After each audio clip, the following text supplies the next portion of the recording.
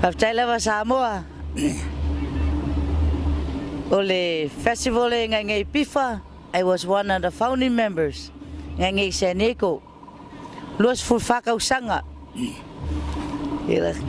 For this festival this year. O mai kako fakasi for next year. Pare ole Samoa. O fangau Samoa, o fangau yo fale pea. Kako angu lava. O kako ainga. Kako fangua. O mea lava ngang whawai mei kako male alofa. O mea lava ngai kolung whawai mei kako Samoa. Alofa. Kako ainga ma kako fangua. Au ke sau mai oi de pea faleata. Mo fanga wai. Ke ngofu ngai Seneko. Ai lo faku lava. Kako Samoa. Ke promote lava kako culture ngai kako angangu ngai Seneko. Po se mea foi lava ke aluai. So Samoa aua le ngalo. Au le ku la fua inga kako angu o kupe e maua mo koe alu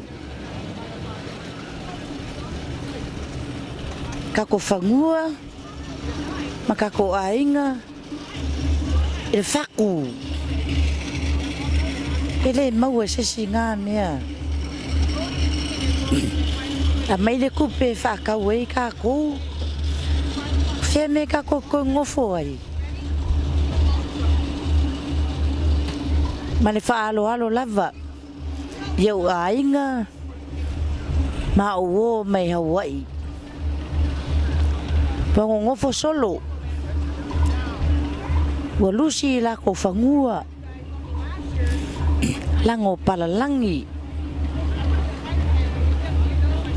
O la lawa koe o whakau, mai ka lako fangua. O koe rent mai lako fangua. E koe ngongo foi la kou. O le mea ngai mga oi ka kou Samoa. So, Samoa, o le alofa, ka koanga nguu, ma le whaaloalo, awa ngai ngalo, aua lava. Ngai avesea o kupe sau malu ar kako alofa mane kako angu kako fangua o mengang kako vola mai o lale wingo o menga kako kua a sa fa pele awaka ko awale via kupe pa me ngalo ai le alofa i kako akungu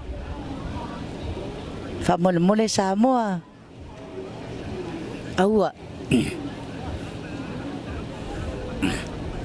aua le ngalo kako angu Samoa kupe sau malu ya fa kai lava